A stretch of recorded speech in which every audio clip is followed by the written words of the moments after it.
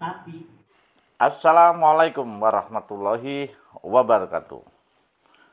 Dan sudah akan melaksanakan coblosan, tapi kita masih mengevaluasi apa yang dikatakan oleh saudara Koni ya, yang mana sempat 2 hari yang lalu menjadi trending topik bahwa ucapannya yang begitu memfitnah Pak Jokowi ya, bahkan berusaha untuk menetapkan Pak Jokowi dengan Pak Jokowi. Nah, setelah dievaluasi oleh atau dikanter oleh kubu TKN, kemudian Koni juga mengkanter kembali tentang, dan hari ini Koni mengkait-kaitkan dengan nama Hasto, sekjen daripada PDI. Oke, kita ikuti perkembangan kubu TKN dan Koni kubu 003 berkaitan dengan statementnya yang telah memfitnah Pak Jokowi.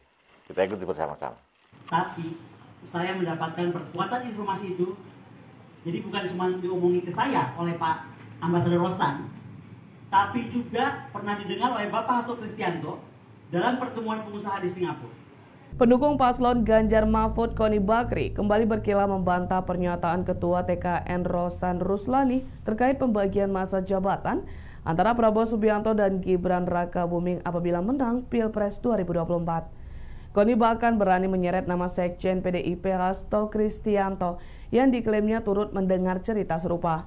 Hal ini disampaikan Koni dalam konferensi pers di Jakarta pada Senin 12 Februari 2024. Berdasarkan cerita dari Hasto, Prabowo sendiri yang mengatakan di hadapan pengusaha Singapura bahwa dirinya tak akan menuntaskan jabatan sebagai presiden selama 5 tahun penuh jika terpilih.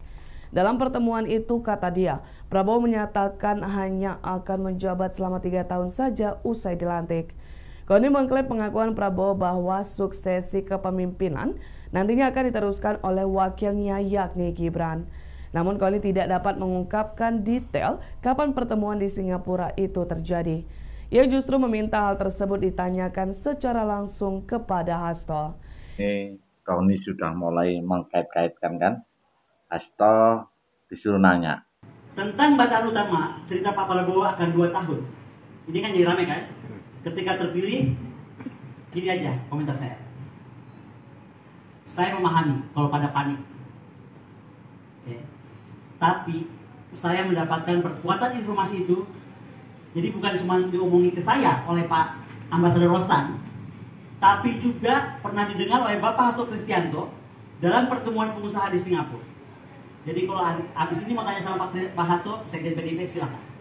Ternyata bukan saja Pak Roslan menyatakan pernah kepada saya, even Pak Prabowo di Singapura depan para pengusaha menyatakan hal sama, yang beda tahunnya. Pak Roslan bilang ke saya hanya 2 tahun. Kalau Pak Prabowo bilangnya di atas panggung hanya 3 tahun. Mau 2 tahun, mau 3 tahun, menurut saya ini yang tidak boleh terjadi.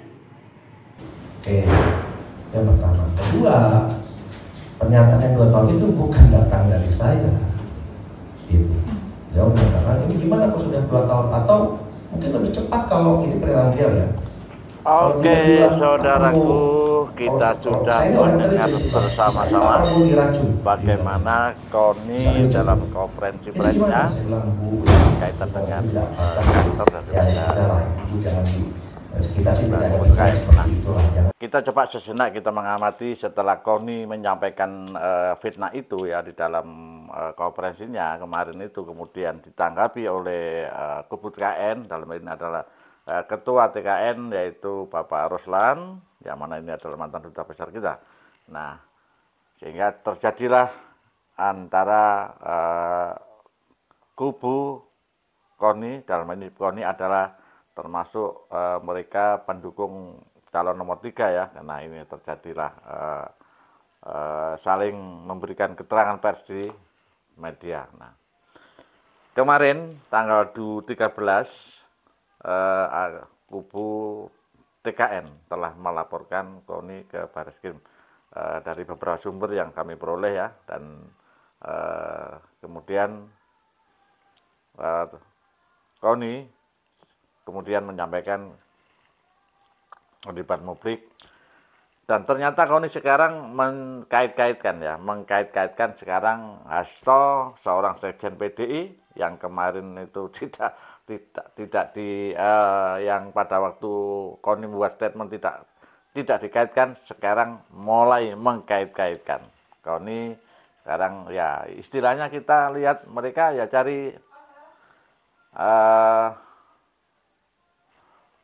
teman dah, cari teman ya, mengkait-kaitkan sehingga lebih kuat. Mungkin maksudnya Sekjen PDI akan memberikan pembelaannya atau bagaimana, yang penting ada dikaitkan Sekjen. Nah, ini kan biasa di dalam ketika sudah mulai terdesak oleh kubu lawan mempressing ke Bareskrim.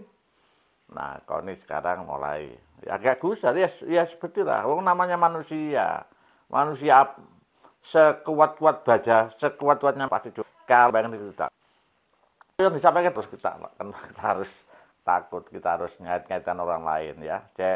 Kenapa? Nah, ternyata setelah melihat latar belakang Koni, kenapa demikian? Kenapa begitu bencinya kepada Prabowo, kepada Pak Jokowi, kepada Gibran dan sebagainya. Nah,